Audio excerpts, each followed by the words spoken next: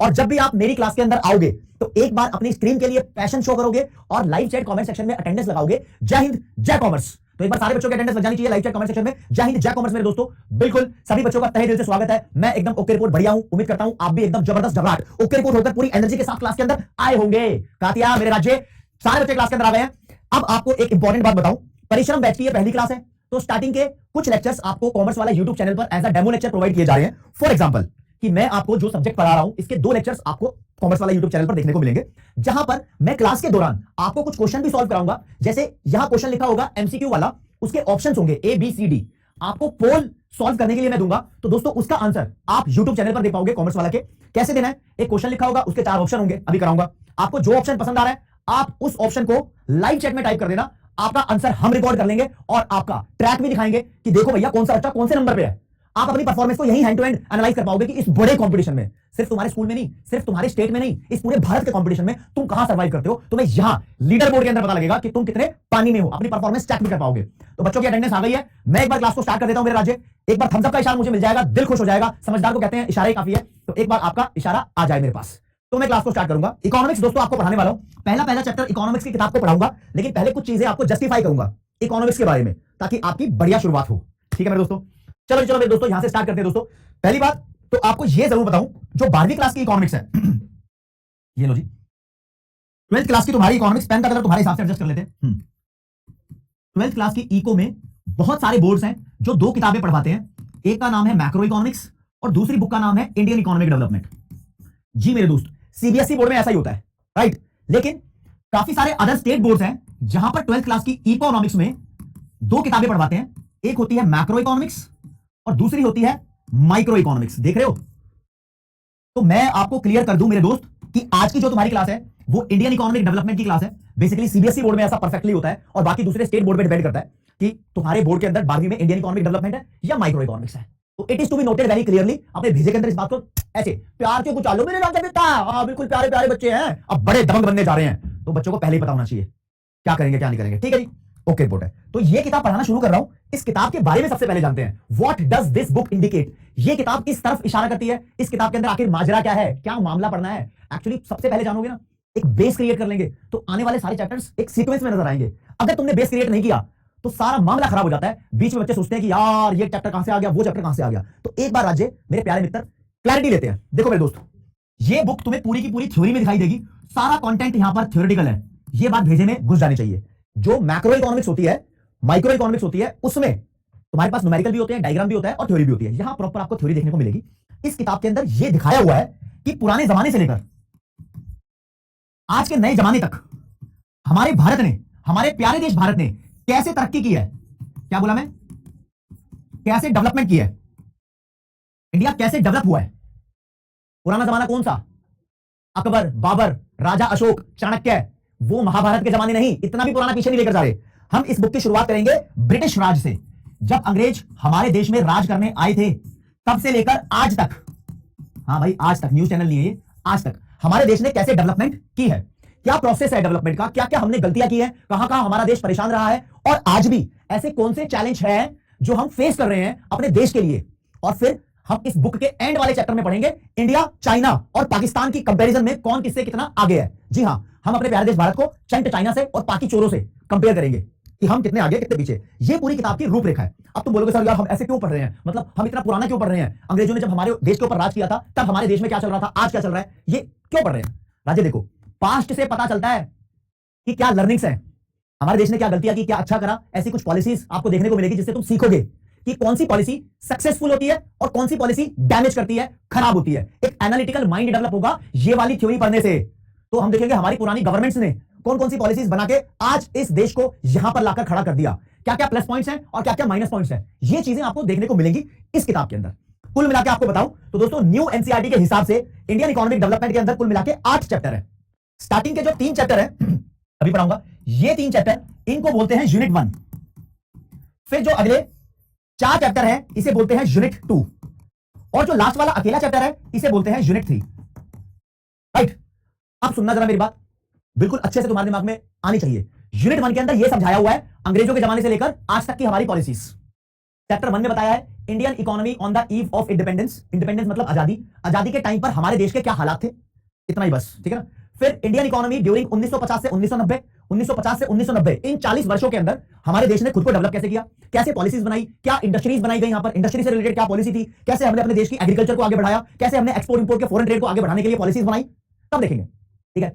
फिर अगला है इकोनॉमिक रिफॉर्म्स सिंस 1991। 1991 के बाद हमने कुछ सुधार किए थे।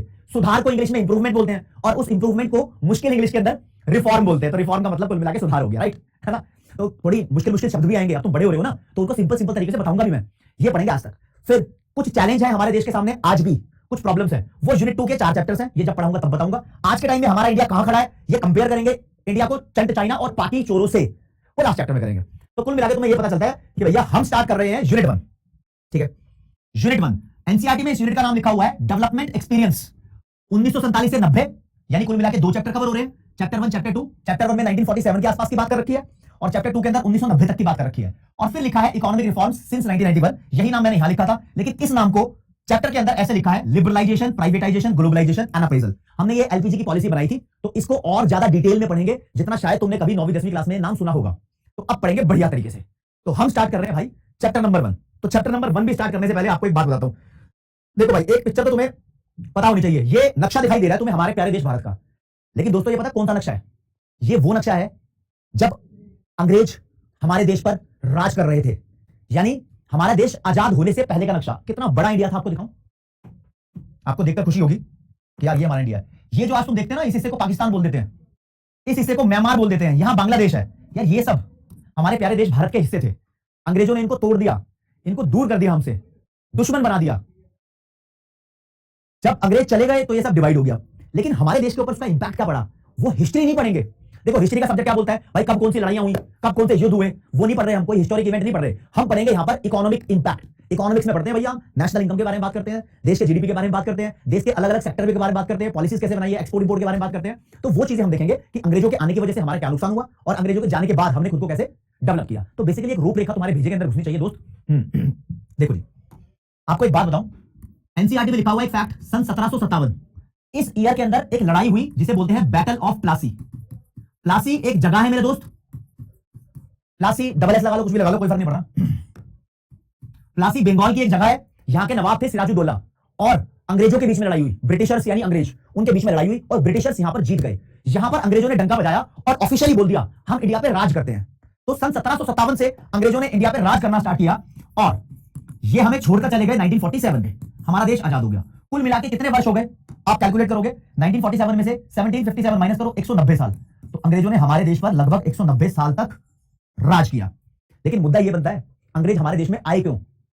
आए क्यों? क्या किसी को पेलने आए थे क्या? जो तुमने पढ़ाया भाई अंग्रेजों ने गलत किया, ये किया, वो किया, क्या घुसम पिट्टी लड़ाई करने आए थे क्या हमारे देश में? नहीं, वो बड़े चालाक थे। क्या था कि भाई अंग्रेज लोग इंडिया से लेने आए थे इंडिया के रिसोर्सेस, इंडिया के अंदर बहुत सारी चीजें थी, वो लूटने आए थे। वो लूटने क्यों आए थे? उनको सपना आया क्या इंडिया में रिसोर्स है भाई लूटने चलते हैं? एक्चुअली नहीं, अंग्रेज चाहते थे कि उनके देश में, अंग्रेजों के देश में लोगों के पास पैसा ज्यादा है। लोगों के पास पैसा कैसे आएगा? जब वो नौकरी करेंगे या धंधा करेंगे या फैक्ट्री खोलेंगे। अब वो फैक्ट्रियां जो अंग्रेजों के देश में खुलनी थी, किस चीज की फैक्ट्री खुलेगी भाई? कोई ना कोई सामान बनाया जाएगा, शर्ट बनाई जाएगी, शूज बनाया जाएगा, कैमरा बनाया जाएगा, कुर्सी बनाई जाएगी, घड़ी बनाई जाएगी, कुछ तो बनाया जाएगा। लेकिन किसी भी सामान को बनाने के लिए चाहिए होता है रॉ मटेरियल। तो अंग्रेजों के देश में वो रॉ मटेरियल अवेलेबल नहीं था और बहुत कम क्वांटिटी में था, अगर था भी तो अंग्रेज हमारे देश से रिसोर्सेज यानी रॉ मटेरियल लूटने आए थे। फॉर एग्जांपल, अंग्रेजों को अपने देश में शर्ट बनानी थी तो वो हमारे देश से कॉटन ले गए, कॉटन मतलब रुई, रुई से बनाती शर्ट। अंग्रेज को अपने देश के अंदर बोरी बनानी थी, बोरी मतलब वो कट्टा, तो हमारे देश से वो जूट ले गए, जूट से रस्सी भी बनती है, बोरी भी बनती है। अंग्रेज लोग सफेद कपड़े पहनते थे, तो सफेद कपड़े को अच्छा रखने के लिए चाहिए होता है वो नीला नीला नील, जिसको इंग्लिश में बोलते हैं इंडिगो। तो वो हमारे देश में इंडिगो की फार्मिंग करवाकर इंडिगो ले गए। हमारे देश से वो हीरे जवाहरात ना जाने क्या क्या ले गए। मानते हो इस बात को? मानते हो ना? आराध्या, गेमर्स, साथिका, हर्षित, अग्रवाल, साक्षी, भूमि, जस्टिना, भावेश, नेहा, वशिष्ठ जैन, इति पांडे, ज्योति मौर्य, डे ब्रेकर, शीतल, इशिका, हर्षित, अग्रवाल, कमान एवरीवन। बहुत बढ़िया एनर्जी है बच्चों के अंदर, बहुत ही बढ़िया है। सानवी, अनिशा, प्रिया कुमारी, हसन, ऋषिका, बहुत बढ़िया। Rishika Gupta, yes this is the live class, commerce वाला यूट्यूब चैनल पे डेमो लेक्चर चल रहा है आपका, ठीक है? ओके बोले, चलो जी भैया, ये लेने आए थे। अब पंगा ये बनता है, तुम्हारे दिमाग में आना चाहिए सर इसी टाइम पर क्यों आए, सन 1757 के आसपास ही क्यों आए, वो 1600, 1400, 1200 ईयर में क्यों नहीं आए, वो लेट क्यों नहीं आए? अरे दोस्तों इसलिए क्योंकि इस टाइम के आसपास है ना अंग्रेजों के देश में इंडस्ट्रियल रेवोल्यूशन चल रहा था। इंडस्ट्रियल रेवोल्यूशन का मतलब है इंडस्ट्री बनाने की क्रांति। वहां फैक्ट्री पे फैक्ट्री स्टैब्लिश हो रही थी, और फैक्ट्री पे फैक्ट्री स्टैब्लिश होने के लिए आपको पता है कुछ सामान बनाना पड़ेगा, तो रॉ मटेरियल चाहिए। तो इंडिया जैसे देशों में, बहुत सारे देशों में राज किया, वहां से लूटकर लेकर जा रहे थे। अच्छा जी, देखो आपको एक बात बताता हूं, इंडिया में आए तो वो बेसिकली ट्रेड करने, आपको जानकर मजा आएगा। अंग्रेजों ने एक बड़ी स्कीम खेली दोस्तों। देखो ये हमारा प्यारा देश भारत है, इस जगह को बोलते हैं मुंबई, राइट। ये लंदन है मान लेते हैं, इंग्लैंड में। अंग्रेज यहां से पानी के थ्रू, पानी के रास्ते से आते थे और यहां मुंबई में एंट्री करते थे, फिर इंडिया के अंदर घुसते थे। तो कितना किलोमीटर पड़ता था? 19,800 किलोमीटर का रास्ता पड़ता था। अंग्रेज जब इंडिया में आ गए ना, तो काफी साल बाद इनको अकल आई कि यार हमें कुछ ऐसा करने की जरूरत है कि इस रूट को कम कर दे, क्योंकि इंडिया से वो बहुत सारी चीजें अपने देश में लेकर जाते थे, तो रास्ते में कई बार खराब हो जाती थी, लेट पहुंचती थी देश में। तो उन्होंने एक छोटा रास्ता बनाया, ये देख रहे हो, ये रास्ता बनाया अंग्रेजों ने, पानी का रास्ता। बीच में कुछ जगह थी वो तोड़ ताड़ के पानी का छोटा रास्ता बना दिया, जो 11,600 किलोमीटर बनता था। तो 19,800 से 11,600 किलोमीटर के छोटे रास्ते पर अंग्रेज आ गए, और इस रास्ते का नाम रखा सुएज कैनाल। ये रास्ता अंग्रेजों ने बनाया 1869 में, बहुत टाइम बाद बना रास्ता। तो आपसे पेपर में क्वेश्चन पूछ सकते हैं, सुएज कैनाल कब बनी, इस ईयर में। और ये सुएज नाम क्यों रखा? क्योंकि दोस्तों यहां पर एक जगह है, उसका नाम सुएज है, इजिप्ट के पास है, इजिप्ट देश पड़ता है बीच में, तो उसका नाम सुएज है, इसलिए पड़ा जी। तो देखो कितने शाणे हैं, भाई साहब, छोटा रास्ता बना दिया इंडिया को बहुत ज्यादा लूटने के लिए। अच्छा जी, आज जब मैं बात कर रहा हूं कि अंग्रेजों ने हमारे देश के ऊपर राज किया, तो ब्रिटिश राज की बात कर रहा हूं। तो ब्रिटिशर्स होते कौन है, एक जनरल नॉलेज डेवलप कर दो तुम्हारे दिमाग में। पलाश, प्रतीक्षा, अमन, प्रकाश, सरबजीत, अनीता, आराध्या, ज्योति, आस्था, भवनीत, हर्षित, आर्यन, समीर, कबीर कुमार, डे ब्रेकर। मैं चाहता हूं यस यस यस तुम्हारा लाइव चैट आना चाहिए अगर तुम चाहते हो एक बढ़िया नॉलेज डेवलप करूं, और मुझे बताना कि ये नॉलेज तुम्हें पहले थी या नहीं थी। पहले नॉलेज देता हूं, आपको बहुत काम आएगी ये चीज, राइट। चलो जी, नॉलेज ये देता हूं। जब मैं तुमसे बात करता हूं इनकी, ब्रिटिशर्स की, अंग्रेजों की, तो तुमने बहुत सारी मूवीज में भी देखे होंगे कि हाँ अंग्रेज वगैरह। देखो नॉलेज ये है, देखो मेरे दोस्त, देखो जी, ये लाल लाल सा देश है, इसे बोलते हैं इंग्लैंड। इंग्लैंड का एक पड़ोसी देश है जिसे बोलते हैं वेल्स। अब आप इंग्लैंड और वेल्स, इन दोनों को मर्ज कर दो तो एक टर्म आती है। अच्छा, इन दोनों को मर्ज करने के बाद एक टर्म आएगी जिसे आज की भाषा में बोला जाता है ब्रिटेन। तो ब्रिटेन का मतलब पता होना चाहिए, दो मेजर कंट्रीज है और बीच में कुछ आइलैंड है, इसे बोलते हैं ब्रिटेन। लेकिन मेरे दोस्त, मेरे राज्य, मेरे कातिया, ढंग से समझेंगे, ऊपर है स्कॉटलैंड। अगर तुम स्कॉटलैंड भी मिला देते हो, ये 3 कंट्री और कुछ आइलैंड मिल जाएंगे जो भी आएंगे बीच में, तो इसे बोलते हैं द ग्रेट ब्रिटेन। ये बुक में नहीं है, ये साइड में बता रहा हूं तुम्हें। मैं नहीं चाहता कि मेरे पढ़ाए हुए बच्चे कहीं भी कंपटीशन में मार खाए। एक्चुअली जो तुम्हें सिलेबस पढ़ रहे हो ना इंडियन इकोनॉमिक डेवलपमेंट का, अगर तुम जिंदगी में सीए बनना चाहते हो तो सीए बनने में काम आएगा, क्योंकि सीए का जो पहला स्टेप है, सीए फाउंडेशन, वहां पर भी इसको पढ़ाते हैं। If you want to become a civil service officer, IAS, IPS, IFS, IRS की तैयारी करना चाहते हो, तो यूपीएससी का एग्जाम क्रैक करना पड़ेगा। वहां पर आपको ये चीजें पता होनी चाहिए, वहां पर इसके ऊपर क्वेश्चन पूछे जाते हैं, जिंदगी में काम आती है भैया, ठीक है। अच्छा जी, फिर दोस्तों जो देश है आयरलैंड, आयरलैंड की अगर बात करूं तो आयरलैंड के 2 टुकड़े हैं। एक टुकड़े को बोलते हैं नॉर्थ आयरलैंड, और जो ये बड़ा टुकड़ा है, इस टुकड़े को बोलते हैं सिर्फ आयरलैंड। तो आप बड़े वाले को छोड़ दो, बात करो नॉर्थ आयरलैंड की। अगर मैं इस ग्रेट ब्रिटेन के अंदर नॉर्थ आयरलैंड को मिला दूं, यानी इस इलाके की बात कर रहा हूं, तो इस इलाके को बोलेंगे यूनाइटेड किंगडम यानी यूके। तो पता चला, ब्रिटेन छोटा है, उससे बड़ा ग्रेट ब्रिटेन है, उससे बड़ा यूके है। यूके के अंदर 4 कंट्री आती है, North Ireland, Scotland, England, Wales. Ireland नहीं आता, नॉर्थ आयरलैंड आता है। अब बताओ जरा, ये नॉलेज थी तुम्हें? है ये नॉलेज कहां से मिलेगी? उमेश झा बताता हूं।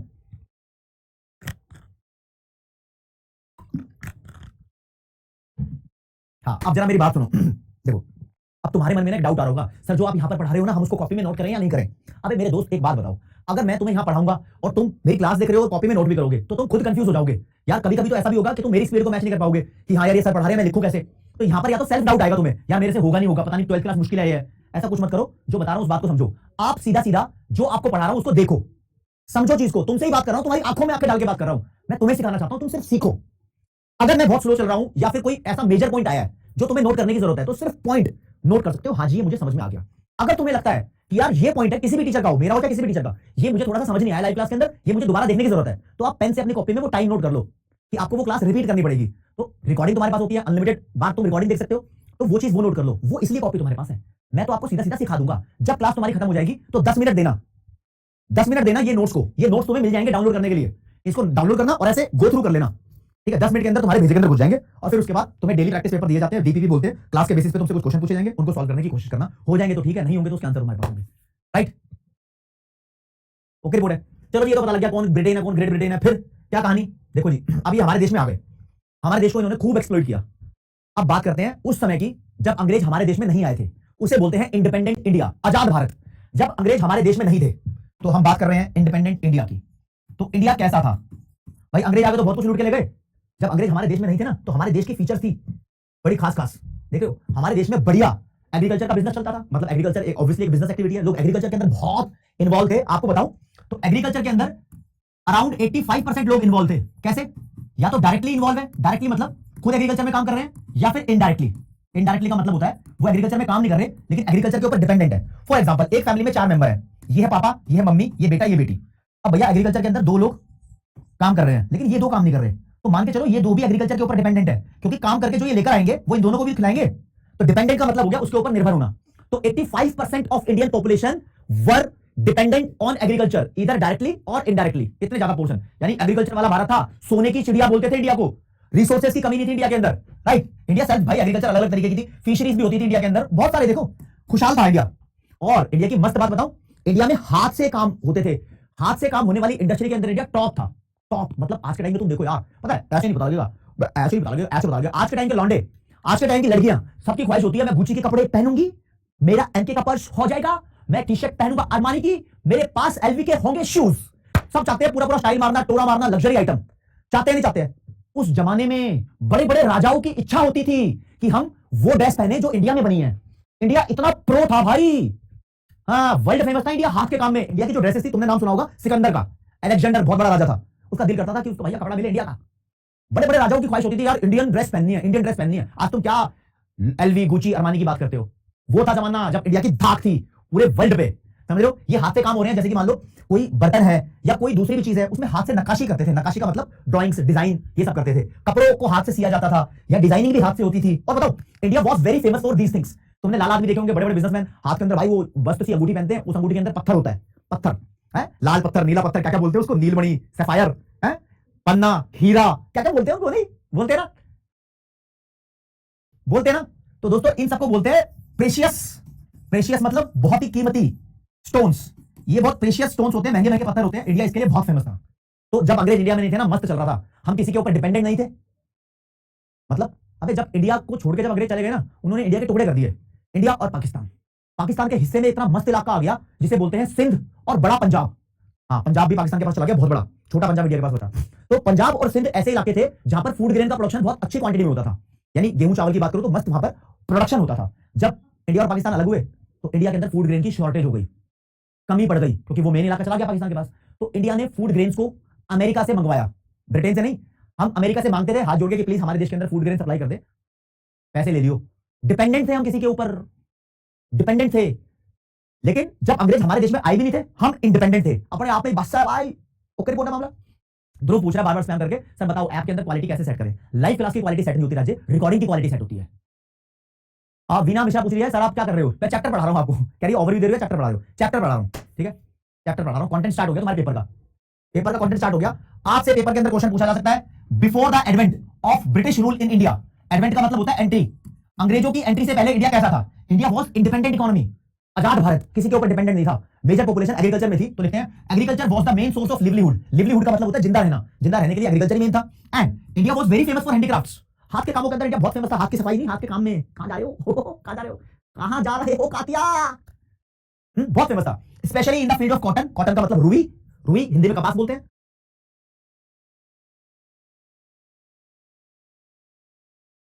बताऊंगा मूवी वाली सिल्क की बात नहीं कर रहा, सिल्क को हिंदी में रेशम बोलते हैं ना। साड़ियां, बनारसी साड़ी जो होती है ना वो सिल्क की होती है। हाँ इंडिया का बड़ा फेमस था।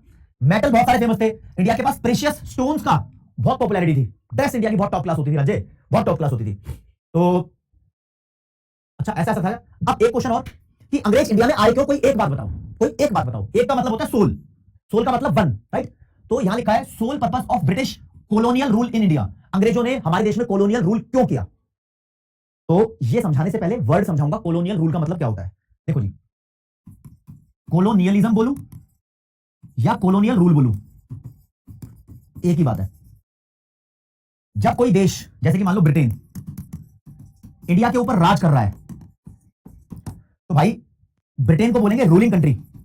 रूलिंग मतलब राज करने वाली कंट्री। इंडिया को बोलते हैं कॉलोनी। जिस देश के ऊपर राज हो रहा है उसको बोलते हैं कॉलोनी। और जो ये रिलेशनशिप है एक रूलिंग कंट्री का और एक कॉलोनी का, इसको बोलते हैं कॉलोनियलिज्म या कॉलोनियल रूल। क्या हुआ ये? इट इज अ रिलेशनशिप, देखो भैया समझ में तो आ रहा, राइटिंग ठीक है, बिटवीन बिटवीन व्हाट?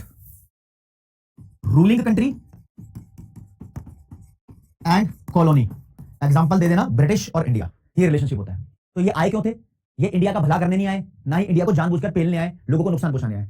इनका मेन पर्पस था कि अंग्रेज अपने देश में पैसा कमाए। अंग्रेज अपने देश में पैसा कैसे कमाएंगे? फैक्ट्री खोलनी पड़ेगी, धंधा करना पड़ेगा। अब धंधे में तो कुछ बनाना पड़ता है, बनाने के लिए रॉ मटेरियल चाहिए होता है, वो इंडिया से ले रहे थे। तो दोस्त यहां लिखा हुआ है अंग्रेज आए इंडिया में for the purpose of the protection and promotion. Protection मतलब बचाना, अपने देश को बचाना, और प्रमोट करना the economic interest of their home country. अपने देश का इकोनॉमिक इंटरेस्ट, इकोनॉमिक इंटरेस्ट का मतलब होता है मनी इंटरेस्ट, मॉनेटरी इंटरेस्ट, पैसों का इंटरेस्ट, अपने देश में पैसा लेके जाना, rather than the development of India. India की डेवलपमेंट उनका मोटिव नहीं था। क्या मोटिव था? कि हमारे देश से लेके जाएंगे माल, अपने देश में जाएंगे और पैसा कमाएंगे। रॉ मटेरियल ले जाते थे भाई सस्ते सस्ते दाम में, बहुत सस्ते सस्ते में, इससे इनका देश बचा रहेगा। पेपर में क्वेश्चन आएगा सोल मोटिव क्या था, तो सोल ये था। लेकिन पेपर में अगर आ जाए डुअल मोटिव क्या था, डुअल का मतलब होता है दो, डुअल मोटिव, या इसको बोलते हैं टू फोल्ड मोटिव। तो ये दो वाला मोटिव क्या था भाई? दो वाला मोटिव आपको बताता हूं। पहली बात, ये रहा इंडिया, ये रहा मान लो ब्रिटेन, यूके नहीं ब्रिटेन। ब्रिटेन कहता था इंडिया को फोर्सफुली कि जो तेरे देश में रॉ मटेरियल है उसको मेरे देश में भेज दे। तो इंडिया ब्रिटेन को बेच रहा था क्या? Raw material. तो बेचने को बोलते हैं एक्सपोर्ट। इंडिया को इसने एक्सपोर्टर बना दिया। Exporter of what? Raw material. अच्छा जी, रॉ मटेरियल को प्राइमरी गुड भी बोलते हैं, प्राइमरी प्रोडक्ट। प्राइमरी का मतलब होता है मेन, मेन चीज तो यही होती है सामान बनाने के लिए। फिर भाई इंडिया से बहुत सस्ते रेट में ये रॉ मटेरियल लेकर जाता था। कॉटन ले जाता था, इंडिगो ले जाता था, सिल्क ले जाता था, जूट ले जाता था, बहुत सारी चीजें इंडिया से बहुत सस्ते सस्ते में लेके जाता था। और फिर उसका एक फाइनल प्रोडक्ट बना के, जैसे कि मान लो इंडिया से कॉटन लेके चला गया, शर्ट बना दी इसने बढ़िया, वो इंडिया में लाके बेचता था। तो इंडिया के अंदर कुछ बनने नहीं दिया, इंडिया में कोई फैक्ट्री नहीं डलने दी भाई ने। 2-4 लिमिटेड फैक्ट्री थी, कुछ होने नहीं दिया। कहता जो भी फैक्ट्री डलेगी अंग्रेजों के देश में डलेगी। तो कोई भी फैक्ट्री डलती थी अंग्रेजों के देश में डलती थी, यहां बनता था माल, फिर इंडियंस को वो मजबूरी में खरीदना पड़ता था। तो इंडिया का उसने बना दिया importer, importer of final goods या फिनिश्ड गुड बोल दो।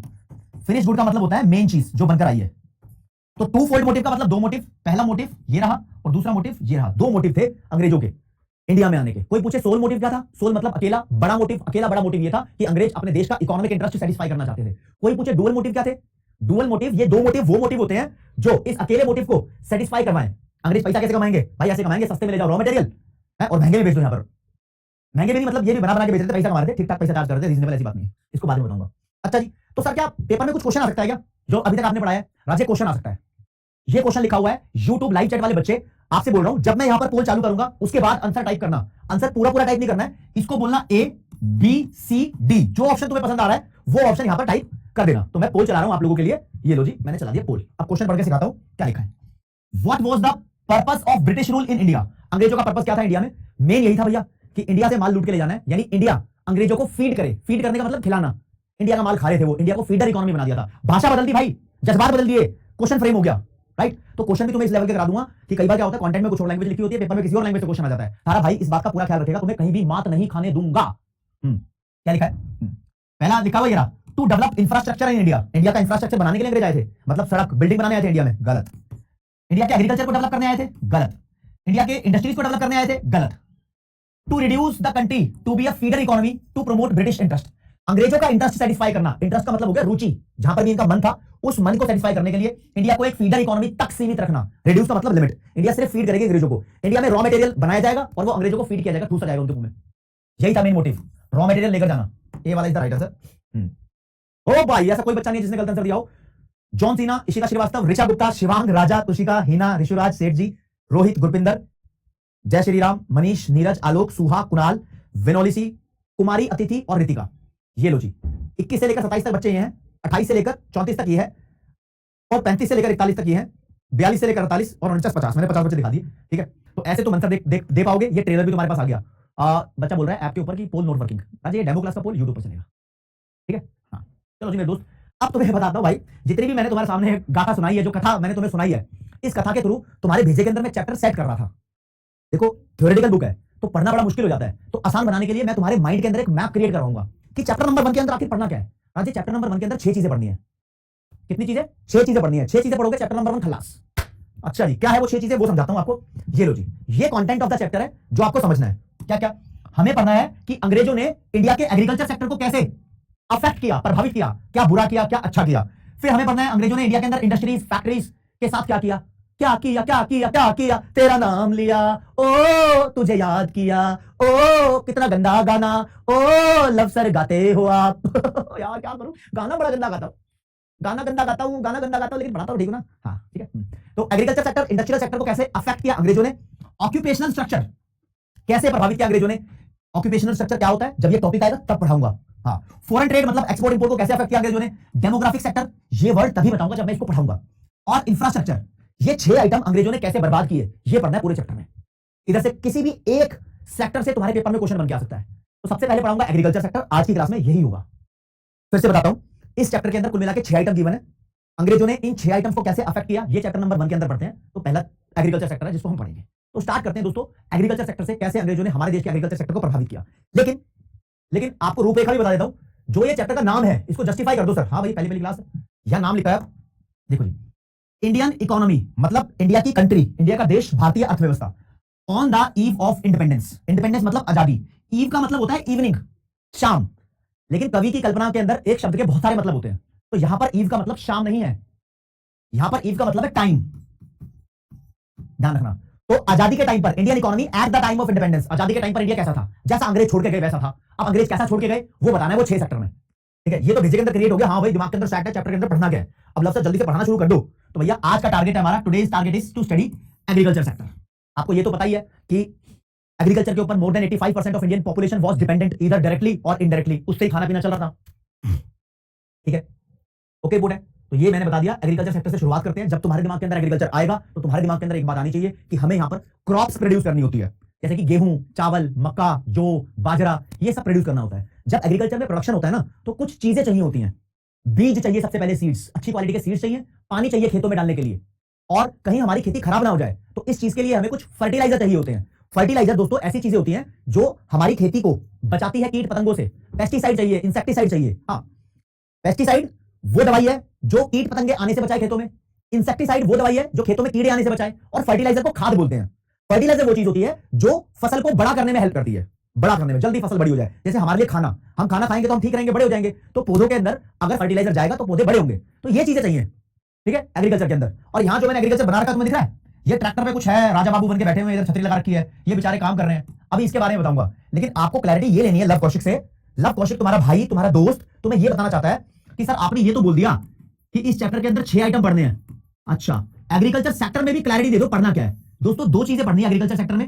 एक तो हमारे देश की एग्रीकल्चर की स्टेट क्या थी, स्टेट का मतलब होता है कंडीशन।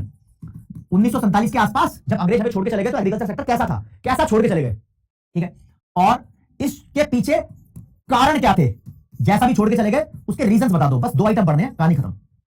अब ये 2 आइटम पढ़ने से पहले आपको एक बताता हूं, कुछ यहां पर वर्ड यूज करूंगा, जैसे कि एक वर्ड यूज होगा स्टैग्नेंट। क्या लिखूं, यही लिख देता हूं, स्टेट के बारे में लिखता हूं। इंडिया का एग्रीकल्चर सेक्टर स्टैग्नेंट था।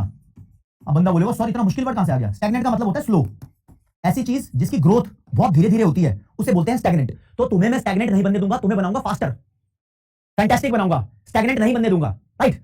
तो ये बात आपको समझनी है कि भैया स्टेट का मतलब क्या होता है। तो देखो जी, यहां पर तुम्हारे लिए कुछ पॉइंट लिखकर लाया हूं। जब अंग्रेज हमारे देश को छोड़कर चले गए तो state of agriculture sector on the eve of independence. पहली बात तो एग्रीकल्चर अभी भी मेन सोर्स ऑफ लिविंग था, मेन सोर्स ऑफ लिविंग था।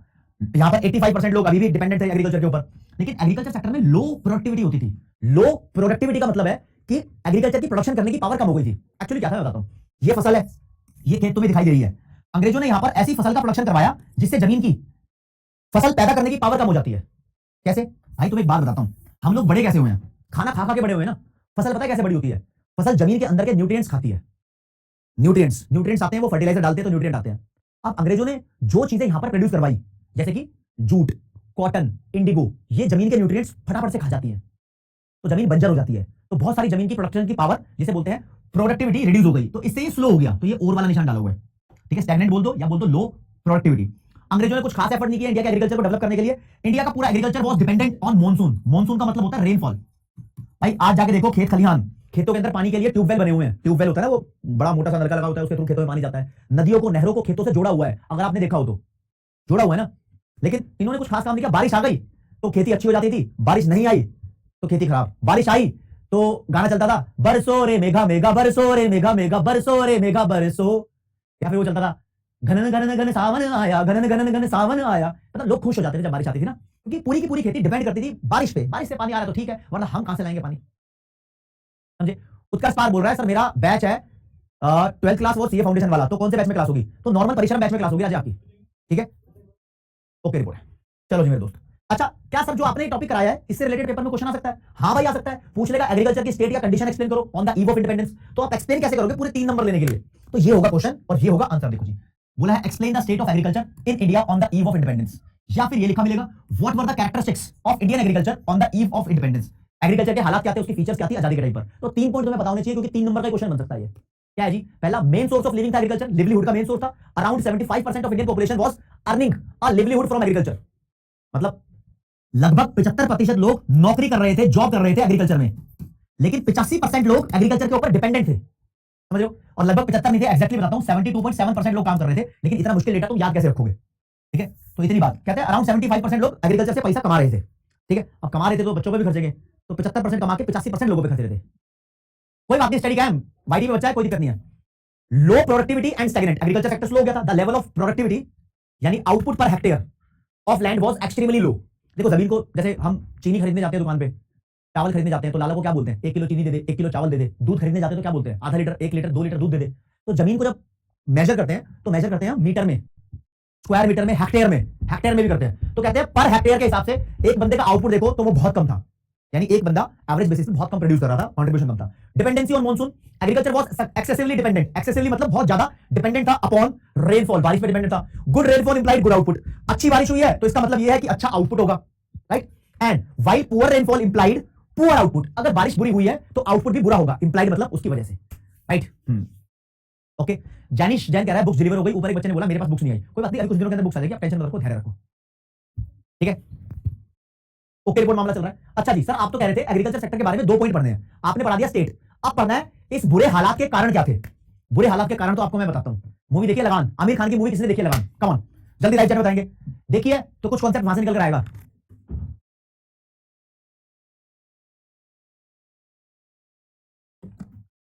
यस यस यस आ रहा है, ठीक है। अच्छा क्लैरिटी दे दूं, आजादी के टाइम पर 75% लोग एग्रीकल्चर के अंदर नौकरी कर रहे थे। जैसे कि मानो ये मम्मी पापा काम करते हैं ना, और इस 75% से 85% लोग खाना खा रहे थे। जैसे कि इसके अंदर बच्चे भी आ गए, ये काम नहीं करते, राइट? दोनों ही ठीक है। सबने देखिए लगान में, लगान का मतलब क्या होता है मेरे दोस्त? लगान का मतलब होता है, हिंदी में बोलते हैं कर, इंग्लिश में बोलते हैं टैक्स। अंग्रेज लोग, हमारे देश में सबसे बड़ा धंधा एग्रीकल्चर का था, तो एग्रीकल्चर वालों से टैक्स लेते थे, एग्रीकल्चर वालों से वसूलते थे वो लगान। इसे बोलते हैं टैक्स, या फिर इसको उस टाइम रेंट भी बोलते थे। क्यों टैक्स को रेंट क्यों बोलते थे? अंग्रेज बोलते थे ये देश हमारा है, इस जमीन पे जो तुम काम कर रहे हो उस पे काम करने का हमें रेंट दो। अंग्रेज ऐसे इसको बोलते थे। और कैसे कैसे वसूलते थे इस बात को समझो। देखो जी, इंडिया बहुत अलग किस्म का देश है, यहां पूरे इंडिया के अंदर सेम सिस्टम लागू करना बड़ा मुश्किल काम हो जाता है। तो अंग्रेजों ने बोला कुछ इलाके ऐसे हैं जहां से हम इंडिविजुअल बंदे से टैक्स ले लेंगे, इंडिविजुअल पर्सन से टैक्स ले लेंगे। कुछ इलाके ऐसे हैं जहां पर हम इंडिविजुअल पर्सन से टैक्स नहीं ले सकते, वहां जो पूरा का पूरा ग्रुप है या पूरा विलेज है उसका एक प्रधान बनाएंगे, प्रधान को बोलेंगे रिप्रेजेंटेटिव, और ये प्रधान अंग्रेजों को टैक्स देगा। तो अब सुनो, इंडिविजुअल पर्सन या इंडिविजुअल फार्मर को बोलते हैं रियॉत। रियॉत का मतलब हो गया फार्मर। अकेला फार्मर, अलग अलग फार्मर टैक्स देंगे अंग्रेजों को, तो इसे बोलते थे रियॉतवाड़ी सिस्टम। लेकिन जब एक ग्रुप या विलेज बनाया जाएगा उसका प्रधान अंग्रेजों को टैक्स देगा, तो इसे बोलते थे माहलवाड़ी सिस्टम। माहल, विलेज को बोलते हैं दोस्त माहल। लेकिन इनसे भी बड़ा एक सिस्टम था, वो सिस्टम ये था, जमींदारी सिस्टम। जमींदारी सिस्टम, इसमें देखो जरा मेरे दोस्त, ये फार्मर है बेचारा, ये एग्रीकल्चर कर रहा है, अपना काम धंधा कर रहा है, ये काम धंधा करके अंग्रेज इससे टैक्स मांग रहे हैं। तो अंग्रेजों ने सीधा फार्मर से टैक्स नहीं लिया, बीच में एक मिडलमैन बना दिया। इस मिडलमैन को बोलते हैं जमींदार। अब ये जमींदार होता क्या था आपको डिटेल में बताता हूं, लेकिन पहले पिछले वाले 2 सिस्टम देखो। रियॉतवाड़ी सिस्टम का मतलब होता है कि फार्मर सीधा अंग्रेजों को टैक्स देगा, बीच में कोई मिडलमैन नहीं आएगा, ये फार्मर सीधा ब्रिटिशर्स को टैक्स दे रहा है। अपनी फसल करिए, थोड़ी सी फसल भैया तुम ले लो, राइट? माहलवाड़ी सिस्टम का मतलब होता है कि जो विलेज है, ये विलेज है, इसका एक प्रधान है, ये टैक्स देगा। मतलब यही बंदा यहां खड़ा है विलेज का रिप्रेजेंटेटिव बनके, ये तुम्हें दिखाई नहीं दे रहा होगा, विलेज रिप्रेजेंटेटिव लिखा है ये, राइट? और फिर ये अंग्रेज को टैक्स देगा। मतलब ये पूरे गांव का प्रधान है ना, ये वही बंदा है, फिर ये अंग्रेजों को टैक्स देगा, ठीक है? ओके, बस कुछ नहीं था, प्रधान नाम का प्रधान था, बस टैक्स लेने के लिए अंग्रेजों ने इसको बना रखा था। तो कुछ साउथ इंडिया के इलाकों में ऐसा चलता था, कुछ इलाके ऐसे थे जहां पर ये सिस्टम चलता था। लेकिन नॉर्थ इंडिया के अंदर सिस्टम चलता था ये वाला जमींदारी। जमींदारी सिस्टम कैसा था भाई? देखो एग्जांपल के तरीके से बताता हूं। अंग्रेज कहते थे जमींदार को कि भाई देखो हमें 30% का टैक्स चाहिए फार्मर से, ये जमींदार को अलाउ करते थे तू इनसे कितना भी ले ले। तो फार्मर को ये बोलता था भाई मेरे को 70% टैक्स दो, 80% दो, 90% दो। ज्यादा से ज्यादा वसूलने की कोशिश करता था फार्मर से, और फिर जो बचा हुआ अंग्रेजों को देता था और खुद अमीर हो जाता था। तो ऐसे जमींदार अमीर भी हुए हैं, फार्मर से बहुत सारा टैक्स लेकर, जितना अंग्रेजों ने मांगा था उतना दे दिया, जो बीच में बच गया उससे अपनी कोठी बिल्डिंग सब खड़ी कर ली उन्होंने, बन गए ये जमींदार। देश को बेचने वाले असली लोग यही तो थे। मनन, अच्छा वॉइस कट हो रही है, कोई बात नहीं, आ जाओ। समझ रहे हो, जो 75% लोग एग्रीकल्चर में काम कर रहे थे वो ऑनर नहीं रहे। अंग्रेज कहते हैं हमारी जमीन है ये, राइट। तो कितना कितना बुरा व्यवहार करते था। अब जो ये जमींदार था, ये भाई अपनी मर्जी का टैक्स वसूलता था, फिर अपनी मौज मारता था। तो एक तरीके से इस सिस्टम को बोला गया है परमानेंट सेटलमेंट सिस्टम। ये एक रेवेन्यू कलेक्ट करने का, रेवेन्यू का मतलब होता है पैसा, एक तरीके से मान लो पैसा रिसीव करने को बोलते हैं रेवेन्यू। रेवेन्यू कलेक्ट करने का एक सेटलमेंट सिस्टम था ये। कहीं पर जमींदारी चल रहा था, कहीं पर रेतवारी, कहीं पर महलवाड़ी, लेकिन बुक के अंदर लिखा हुआ है मेजरली तीनों नाम लिख के, इसको मेन बताया हुआ है। तो पेपर में आपसे पूछे एक क्वेश्चन कि बताओ जी इंडिया का एग्रीकल्चर खराब क्यों हुआ, तो आप बोल देना जमींदारी सिस्टम की वजह से। जमींदारी सिस्टम की वजह से खराब इसलिए हुआ क्योंकि जो ये मिडलमैन था ना, ये इनके हालात जानता भी नहीं था। फार्मर के पास क्रॉप अच्छी हुई है या नहीं हुई है, ये इनसे छीनकर इनको देता था, और अगर मान लो इनसे लड़ना पड़े तो ब्रिटिशर्स इसको अपनी आर्मी देते थे। इनकी इकोनॉमिक की कंडीशन यानी पैसों की कंडीशन जाने बिना ये इनसे वसूलता था बहुत ज्यादा रेंट। अगर ये टाइम पर रेंट नहीं दे पाता था इसको, तो ये लोग इसकी जमीन अपने कब्जे में कर लेते थे, जमीन ही छीन लेते थे। कहते नहीं करेगा अब तू काम जमीन पे, जमीन कब्जे में ले लेते थे। और मेरे दोस्त एक तुम्हें दिल की बात बताता हूं, एग्रीकल्चर के लिए सरकार बहुत कुछ करती है। आज देख लो, एग्रीकल्चर के लिए देश की सरकार बहुत सारे स्टेप्स लेती है। एग्रीकल्चर वालों को बिजली फ्री में दे देती है, उनके लिए अच्छी क्वालिटी के सीड्स प्रोवाइड कराती है। ये जो अंग्रेजों की सरकार है ना, इनने घंटा कुछ नहीं किया एग्रीकल्चर के लिए। तो एग्रीकल्चर के बर्बाद होने के सबसे बड़े कारण यही थे, जमींदारी सिस्टम, अंग्रेजों के द्वारा, सरकार के द्वारा फार्मर्स के लिए कुछ भी ना किया जाना, और इनसे बहुत ज्यादा रेंट चार्ज करना। ये बड़े कारण थे एग्रीकल्चर को बर्बाद करने के। तो मैं आपको जो क्वेश्चन पढ़ा रहा हूं, एग्रीकल्चर सेक्टर की बर्बादी के कारण क्या थे, कॉजेस किस चीज के कॉजेस मेरे राज्य, कॉजेस होंगे स्टैग्नेंसी के। एग्रीकल्चर सेक्टर स्टैग्नेंट क्यों था, मतलब लो प्रोडक्टिविटी क्यों थी। प्रोडक्टिविटी लो होने का मतलब प्रोडक्शन करने की पावर लो होना, राइट। जमीनें इतनी प्रोडक्शन क्यों नहीं कर रही थी, बिकॉज ऑफ 3 रीजंस। एक एक करके रीजन पढ़ते हैं, ये लिखा हुआ है, इसके बाद तुम्हारी क्लास खत्म हो जाएगी, इतना बोर होने की जरूरत नहीं है। Causes of stagnation and low productivity in the agriculture sector, 3 reason. पहला रीजन लिखा हुआ है लैंड रेवेन्यू सेटलमेंट सिस्टम। आपको ये हेडिंग पसंद नहीं आ रही, आप इसको जमींदारी सिस्टम भी लिख सकते हो, कोई बुरी बात नहीं है। जनरली इसके अंदर जमींदारी सिस्टम एक्सप्लेन करना है, क्योंकि मेन वही था। क्या लिखा है, अंडर ब्रिटिश रूल जमींदार, जमींदार मतलब लैंडलॉर्ड, जमींदार तो हिंदी भाषा में बोलते हैं, लैंडलॉर्ड इंग्लिश में बोलते हैं। Landlord exploited cultivators in many ways. Landlord ने कल्टीवेटर्स, कल्टीवेटर्स बोलते हैं जो कटाई करते हैं, किसान ही हो गए एक तरीके से, कटाई कर रहे हैं फार्मर, इनको एक्सप्लॉइट किया। एक्सप्लॉइट को हिंदी में बोलते हैं शोषण, मतलब इनको लूट खसोट लिया। अच्छा जी, कैसे, इसके 3 कारण है। पेपर में ये अकेला पॉइंट 3 नंबर का आ सकता है। पहला कारण, दूसरा कारण और तीसरा कारण। देखते हैं भाई क्या लिखा है, तेरे कारण तेरे कारण तेरे कारण तेरे कारण, जो जमींदार तेरे कारण सब बर्बाद हो गए तेरे कारण। कैसे लिखा है, दे चार्ज हाई रेंट यानी हाई लगान without knowing the monetary conditions of farmer. Farmer की पैसों की हालत, उसकी बेटी की शादी है, उसके पास पैसे नहीं है, उसकी फसल खराब हो गई, कुछ नहीं देख रहा, पैसे बहुत ज्यादा लेता था। हाँ, they grabbed ownership rights of land from the farmers as a punishment for the delay in the rent payment. अगर रेंट पेमेंट में डिले हो गया, लेट हो गया, तो पनिशमेंट के तौर पर वो फार्मर से जमीन छीन लेते थे, जमीन का मालिकाना हक छीन लेते थे। ग्रैब का मतलब होता है हथियाना, जैसे तुम बोर्ड वालों से मार्क्स हथिया लोगे ना। हाँ, फिर तीसरा, they did zero efforts towards making improvement on the land. Land को इंप्रूव करने के लिए उन्होंने घंटा कुछ नहीं किया है, ना तो अच्छे फर्टिलाइजर, ना अच्छे सीड्स, कुछ भी मशीन कोई प्रोवाइड नहीं करी, कोई टेक्नोलॉजी प्रोवाइड नहीं करी। पहला सबसे बड़ा कारण ये हो गया, ठीक है। पहले कारण में 3 पॉइंट है, पहला रीजन ही 3 नंबर का आ सकता है। चलो जी, दूसरा बोलते हैं अंग्रेजों के द्वारा कोई प्रॉपर इनपुट नहीं प्रोवाइड किया गया, इसको ढंग से लिखो। तो lack of proper input, low level of technology, lack of irrigation facility. Irrigation का मतलब होता है वाटर फैसिलिटी, भाई खेतों तक पानी पहुंचना चाहिए ना, तो पानी नहीं पहुंच पा रहा था, तो वाटर फैसिलिटीज अंग्रेजों ने नहीं यूज करवाई। Negligible use of fertiliser, negligible का मतलब होता है ना के बराबर। फर्टिलाइजर यानी खाद का ना के बराबर यूज हो रहा था। ये सिर्फ क्या कह रहे थे, अबे ओए फार्मर तेरे को इतना टैक्स देना है, बस इतना कह रहे थे। ये देख ही नहीं रहे थे कि फार्मर से प्रोडक्शन हो रहा नहीं हो रहा। हाँ, तो इन सब चीजों ने ऐड कर दिया, रूइन the conditions of the farmer, मतलब ऑल दीस थिंग्स एडेड। इसका मतलब ये, अगर मैं बोलूं कि घटिया टेक्नोलॉजी थी, मतलब टेक्नोलॉजी को यूज ही नहीं कर रहे थे। जैसे आज के टाइम में ट्रैक्टर यूज कर लेते हैं, टेक्नोलॉजी है। आज के टाइम में ट्यूबवेल यूज होता है, टेक्नोलॉजी है। आज के टाइम के अंदर गेहूं को पौधे से अलग करने के लिए, और गेहूं, और मैं बोलूं चावल को उसके कवर से अलग करने के लिए, धान होती है एक्चुअली कवर में होता है चावल, एक चावल का कवर अलग किया जाता है, छीला जाता है, तो उससे अलग करने के लिए मशीनें बनी हुई है, थ्रेशर बोलते हैं उसको। तो टेक्नोलॉजी है, इन्होंने कोई यूज ही नहीं की। तो 1 2 3 टेक्नोलॉजी, इरिगेशन और फर्टिलाइजर, इन सबने इस बात को ऐड कर दिया कि अब कंडीशन ऑफ फार्मर रूइन हो जाएगी। रूइन का मतलब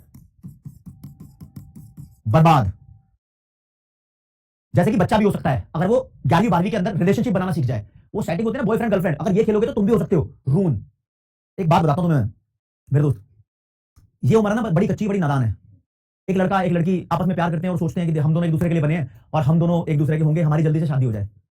तो तुम उसको बर्बाद कर रहे हो, वो तुम्हें बर्बाद कर रही है। इस उम्र में करियर बनाओ। कहते हैं 17 से 24 साल की उम्र के अंदर अगर आपने मेहनत कर ली ना, तो जिंदगी भर मजे लोगे। लेकिन 17 से 24 साल की उम्र में अगर तुमने मजे ले लिए ना तो जिंदगी भर रोओगे, दुनिया तुम्हारे मजे लेगी। क्यों? 17 से 24 की एज के अंदर जो हम कर रहे होते हैं ना, जो कोर्स कर रहे होते हैं, जो कंटेंट कर रहे होते हैं, जैसा हमारा दिमाग चल रहा होता है वैसा बाद में नहीं चलता। वो सीखने की उम्र यही है। और अगर तुम कुछ बच्चों के बारे में बोल रहा हूं, सबके बारे में नहीं बोल रहा, कुछ बच्चे होते हैं जो सोचते हैं मेरी जल्दी जल्दी शादी हो जाए, भाई दादान की उम्र के अंदर कहीं और दिमाग भटका रहे हैं। एक बात बताओ, तुम कुछ करते नहीं, वो कुछ करते नहीं, दोनों की शादी हो गई, फिर क्या करोगे? रोटी खाने को तरस जाओगे? पढ़ाई करो, बढ़िया से पढ़ाई करो, 11वीं 12वीं अपनी मस्त निकालो, अपने मनपसंद कोर्स में एडमिशन लो, करियर सेट करो, उसके बाद करो। कौन रोका है? 2 बार दिल लगाओ, 1000 बार दिल तोड़ो, मुझे क्या मतलब? लेकिन तुम्हारा करियर सेट होना ये प्रायोरिटी आपके मेंटर्स की, आपके पेरेंट्स भी यही चाहते हैं। तो प्लीज किसी गलत डायरेक्शन में कोई भी बच्चा ना जाए, अपनी जिंदगी को सेट करो भाई, समझे? चलो जी, ओके रिपोर्ट है। हाँ जी, तो अंग्रेजों ने इंडिया के एग्रीकल्चर को बर्बाद किया। एक तो बहुत ज्यादा लगान चार्ज किया, दूसरा प्रॉपर इनपुट्स नहीं थे। इनपुट्स का मतलब जो एग्रीकल्चर करने के लिए अंदर की चीजें चाहिए होती है, चाहे वो टेक्नोलॉजी हो, फर्टिलाइजर हो, वो नहीं थे। और तीसरा है दोस्तों, अंग्रेजों ने ना इंडिया के अंदर व्हीट, राइस, मेज, मेज को बोलते हैं स्वीट कॉर्न, वो भुट्टा होता है ना, कुकड़ी, भुट्टा, स्वीट कॉर्न, मक्का, है ना, बार्ले, बार्ले का मतलब जौ, बाजरा, ज्वार, इन चीजों को बोलते हैं खाने की चीजें, इन चीजों को खाया जाता है। इन सभी फसलों को बोलते हैं हम फूड क्रॉप्स। देश के अंदर ये प्रोड्यूस की जाती थी। अब अंग्रेजों को लगता था बुरा, अंग्रेज कहते थे हमें ये नहीं चाहिए। वो तो हमारे देश से क्या लेने आए हैं? वो हमारे देश से राज्य लेने आए थे कॉटन। यहां से कॉटन ले जाएंगे, वहां शर्ट बना देंगे। हमारे यहां से लेने आए थे raw silk, raw cotton, raw silk, Indigo, ये लेकर फिर कोई फाइनल गुड अपने देश में बना के फिर दूसरे दूसरे देशों में बेच रहे थे। इन्हें बोलते हैं हम कैश क्रॉप्स। कैश क्रॉप्स का मतलब ऐसी क्रॉप्स जिससे तुम धंधा करोगे, इसे कमर्शियल क्रॉप्स भी बोलते हैं। अब कमर्शियल क्रॉप्स की एक घटिया बात होती है, अगर तुम अपनी लैंड पे इन चीजों को प्रोड्यूस करोगे तो लैंड की क्वालिटी खराब हो जाती है। लगातार इनको प्रोड्यूस करते रहे तो अंग्रेज तो लगातार इनको प्रोड्यूस करते रहे थे, तो इंडिया की लैंड की क्वालिटी खराब हो गई, नहीं हो गई? तो ये भी एक बहुत बड़ा रीजन था इंडिया के एग्रीकल्चर की बर्बादी का। इसे बोलते थे commercialisation of agriculture. Commercialisation of agriculture का मतलब होता है फूड क्रॉप्स को छोड़ के तुम कैश क्रॉप्स का प्रोडक्शन ज्यादा करवा रहे हो। तो थर्ड पॉइंट इज दैट, क्या लिखा है? Third point, commercialisation of agriculture. Commercialisation of agriculture क्या माना? इसकी डेफिनेशन पढ़ लो, पहले हर रंग से दिखाऊंगा। It refers to the production of cash crops instead of food crops. इसकी डेफिनेशन हो गई, आगे लिखा है इंडियन फार्मर्स को फोर्स किया जाता था टू ग्रो कमर्शियल क्रॉप्स, कि कमर्शियल क्रॉप को ग्रो करो। पेपर में आ सकता है कमर्शियल क्रॉप का एग्जांपल कौन सा है? इंडिगो है, कॉटन है, जूट है, सिल्क है। ठीक है, सिल्क क्रॉप नहीं होती पहली बात तो यार, ठीक है, सिल्क क्रॉप नहीं होती, जूट मान लो। सिल्क एक ऐसी चीज होती है जिससे साड़ी बन जाती है, सिल्क तो उससे बनता है, होता काम हाथ से ही है, वो बाद में बताऊंगा। Instead of food crops, food crop को छोड़ के, इंस्टेड का मतलब होता है बदले में, फूड क्रॉप के बदले वो कैश क्रॉप प्रोड्यूस करवा रहे थे। फूड क्रॉप का एग्जांपल है राइस, व्हीट। तो this commercialisation of Indian agriculture not only increased the burden of high revenue on the poor farmers, इस कमर्शियलाइजेशन ने पुअर फार्मर के ऊपर रेवेन्यू का बर्डन बढ़ा दिया। मतलब अंग्रेज कह रहे थे ये ज्यादा प्रोड्यूस करो, और ये ज्यादा प्रोड्यूस करोगे तो ज्यादा रेवेन्यू जनरेट होगा, तो प्रेशर बढ़ाया भाई, इससे रेवेन्यू जनरेट होगा। But also let India to face a shortage of food grains. अंग्रेजों के ऊपर प्रेशर आया कि इसको प्रोड्यूस करो, रेवेन्यू जनरेट होगा, और फूड ग्रेन की शॉर्टेज हो गई। क्यों? अबे तुम इसको छोड़ के इसको प्रोड्यूस कर रहे हो भाई, तो ये तो कम होगा ही होगा। फूड ग्रेन की शॉर्टेज हुई इंडिया में, रिसोर्सेज कम पड़ गए, टेक्नोलॉजी नहीं थी एंड इन्वेस्टमेंट नहीं थी, अंग्रेजों ने पैसा भी लगाया। Therefore Indian agriculture remain backward and primitive. Primitive का मतलब होता है पुरानी, बैकवर्ड का मतलब होता है पिछड़ी हुई, पुरानी और पिछड़ी हुई रह गई इंडियन एग्रीकल्चर। कुल मिलाकर आई रिपीट कि इंडिया के एग्रीकल्चर के बर्बाद होने के, स्टैग्नेंसी के 3 बड़े-बड़े रीजन। पहला, परमानेंट लैंड सेटलमेंट सिस्टम, जमींदारी सिस्टम आ गया। दूसरे नंबर का लैक ऑफ प्रॉपर इनपुट, जिसके अंदर टेक्नोलॉजी की कमी, फर्टिलाइजर की कमी और इरिगेशन की कमी आ गया। तीसरा पॉइंट आ गया कमर्शियलाइजेशन ऑफ एग्रीकल्चर। ये 3 बड़े-बड़े पॉइंट है। चौथा पॉइंट अगर तुम लिखना चाहो तो मैं ऐड कर देता हूं भाई, ऐड कर देता हूं। चौथा पॉइंट बनता है tough conditions for rent collection. अंग्रेज जो इंडियन फार्मर से रेंट कलेक्ट करते थे उसकी शर्तें बहुत खतरनाक थी कि तेरे को देना पड़ेगा, भूसम पट्टी, लाभ पट्टी। इस पॉइंट को अवॉइड करो, है ना? आ जाओ भैया, क्वेश्चन का जवाब दो, क्वेश्चन का जवाब दो। पोल तुम्हारा यहां से चालू कर दिया मैंने। विच of the following land tenure system, land tenure, land revenue, permanent land settlement, सब कुछ बोल दो। लैंड रेवेन्यू सिस्टम का कौन सा एग्जांपल है? जमींदारी, महलवाड़ी, रियोतवाड़ी, या ये सभी? देखो, जब तुम बुक में आंसर लिख रहे हो तो सबके नाम भी लिख सकते हो, जैसे मैंने बताया था सबके नाम लिख सकते हो, लेकिन मेजरली ये नाम ज्यादा यूज किया गया है। ये नाम ज्यादा यूज किया गया है, इसका मतलब यही लैंड टेन्योर सिस्टम नहीं है, ये सारे के सारे लैंड टेन्योर सिस्टम है। लैंड टेन्योर सिस्टम का मतलब होता है लैंड से रेवेन्यू कलेक्ट करने का सिस्टम। तो all of the above will be the right answer. D के साथ जाएंगे और देखते हैं कितने बच्चों ने धुआं उड़ाया यहां पर। बच्चा इस बात को जानकर अब खुश है कि हाँ भाई ये सारे ही सिस्टम थे, कहीं ये चल रहा था, कहीं ये चल रहा था, लेकिन मेजरली ये चल रहा था। ऐसा क्वेश्चन आएगा तो भाई ऐसे आंसर देना। जल्दी आंसर दिया जशन, सूरज और अल्टीमेट ने। एक और question, last question of the day. Which of the following is false? 4 लाइनें लिखी हुई हैं, कौन सी गलत है? In the context of agriculture sector during the colonial period. Colonial period मतलब अंग्रेजों के राज का जो पीरियड था, वहां पर 4 लाइनें लिखी, भैया कौन सी गलत है?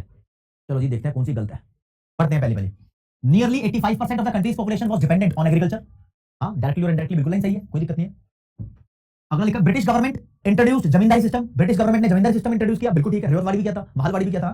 British government promoted the production of cash crops. इन्होंने कैश क्रॉप्स का प्रोडक्शन करवाया, कमर्शियल क्रॉप्स के प्रोडक्शन को प्रमोट किया, बढ़ावा दिया, एनकरेज किया, भैया यही करो, यही करो, यही करो। ये लिखा है India was self sufficient in food and raw material. नहीं, ये गलत है। सेल्फ सफिशिएंट का मतलब होता है अपने ऊपर ही डिपेंडेंट होना। इंडिया के अंदर फूड ग्रेन की कमी थी, फूड ग्रेन के प्रोडक्शन की शॉर्टेज थी। इंडिया सेल्फ सफिशिएंट नहीं था। सेल्फ सफिशिएंट का मतलब होता है आत्मनिर्भर।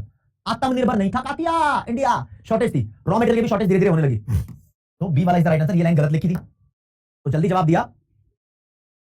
वॉच मोर ऑफिशियल, शब्द जोयेश, शिवम, अरेना, कमलजीत, सलूजा। अभी लीडर बोर्ड दिखाऊंगा, लेकिन आपको ये बता दूं मेरे दोस्त, हाँ, आपको ये जरूर बता दूं कि आपको ये ध्यान रखना है कि इस चैप्टर का मेन फोकस 6 चीजों पे है। आज आपने एक चीज कवर कर ली है, बाकी सारे सेक्टर छोटे छोटे हैं।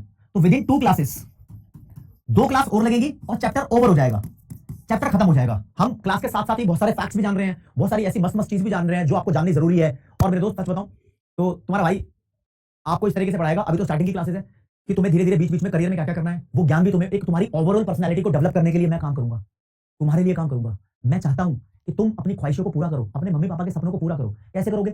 जब तुम जिंदगी में कुछ बड़ा हासिल करोगे। और दोस्तों, बड़ा हासिल करने के लिए मेहनत ज्यादा करनी पड़ती है, वरना तो पैसे सिर्फ सपनों में आते हैं। रात को सो जाओगे, बढ़िया पैसे पैसे आएंगे, असलियत में दिखाई नहीं देंगे। असलियत में तब आएंगे जब तुम मचाओगे, और मचाओगे कैसे? मेहनत करके। तुम जो चीजें जरूरत पड़ेगी, जो भी गाइडेंस होगी, भाई तुम्हारा साथ देगा। तो इकोनॉमिक्स में हमने सबसे पहले इंडियन इकोनॉमिक डेवलपमेंट स्टार्ट किया है, इसके 2 चैप्टर कंप्लीट कराऊंगा। उसके बाद मैक्रो इकोनॉमिक्स स्टार्ट करेंगे, 2 चैप्टर करेंगे भैया इंडियन इकोनॉमिक डेवलपमेंट के, अपने भेजे के अंदर इस बात को डालो। उसके बाद मैक्रो स्टार्ट करेंगे। ओके, डन हो गया? ठीक है, चलो जी मेरे दोस्त, 2 मिनट की समरी अगर आपको बता दूं तो it is all about only agriculture sector. आज सिर्फ हमने एग्रीकल्चर सेक्टर ही किया है, और आपको एक तरीके से मैंने इंट्रोडक्शन दे दिया, इस किताब के अंदर क्या है, इस चैप्टर की रूपरेखा क्या है। अभी सिर्फ यही पढ़ना है कि अंग्रेजों ने हमारे देश को बर्बाद कैसे किया। उसके बाद अगले चैप्टर में देखेंगे हम आगे कैसे बढ़े। ठीक है, ओके बोर्ड भाई, अब दिखाता हूं कौन सा तुर्रम खा, कौन सा धुरंधर, कौन सा टॉपर। लीडर बोर्ड पे आ जाओ भाई। ये थे आज की क्लास के टॉपर: हीना, रोहित, ऋचा गुप्ता, नैतिक गेमर, ऋषभ श्रीवास्तव, स्नेहा, अल्टीमेट, दीपिका, ईश्वर, अभिज्ञानम योगा। मैं देख रहा हूं अभिज्ञानम योगा ने 11th में भी मचाया था, हमारे 11th वाले बैच से पढ़ा हुआ है, और ऋचा गुप्ता ने भी 11वीं में मचाया था। बहुत सारे बच्चों ने, वो यहां भी मचा रहे हैं। आरोही, साक्षी, कृष्णा ब्लॉग्स, आस्था, एक्स गेमिंग, स्मिता, जानवी, रेवड़ी, आर्यन, महेश सिंह तंवर। 21 से लेकर 30 तक बच्चे ये रहे। 31 पे विवेक भूषण है, 40 पे रिया है, 41 पे कृष्णा है, तो 50 पे यक्षराज है। ये 50 बच्चे हैं, चलो 60 दिखा देते हैं। 51 से लेकर 60 तक ये रहे। और देखो तुम कंपटीशन में कहां हो भाई, 61 से लेकर 70 तक ये रहे, 71 से लेकर 80 तक ये रहे। ओम कटियार 80 पे, 81 पे हार्दिक गर्ग भाई मैंने देख लिया, 90 पे समीक्षा है, 91 पे प्राज्ञा, और 100 पे गेमर्स स्क्वाड। तो दीज आर द लिस्ट। हाँ, इनमें तो आने ही आना है आपको। हाँ चलो चलो गाइस। हाँ, तो जिन बच्चों की बुक्स अभी तक डिलीवर नहीं हुई है, प्रो वाले स्टूडेंट्स को बताता हूं, उनकी बुक्स डिलीवर हो जाएगी। जो बच्चे प्रो के स्टूडेंट्स हैं, उनको अगर ये लगता है कि मेरी क्लास कहां चलेगी, तो दोस्तों क्लास चलेगी नॉर्मल परिश्रम बैच में। प्रो वाले बच्चों को आने वाले और बैचेस की एक्सेस मिलती जाएगी। जैसे जैसे बैच लॉन्च होंगे, वैसे वैसे उन बैचेस के अंदर क्लास चालू होगी। जहां प्रो बैच लिखा है उसके अंदर क्लास नहीं होती है, इस बात को प्लीज ध्यान रखना, वो आपकी फीचर्स के लिए है। ठीक है राजे, ओके बाय करते हैं। ठीक है, love you guys, tata bye bye, thank you so much, बहुत बहुत प्यार देने के लिए शुक्रिया।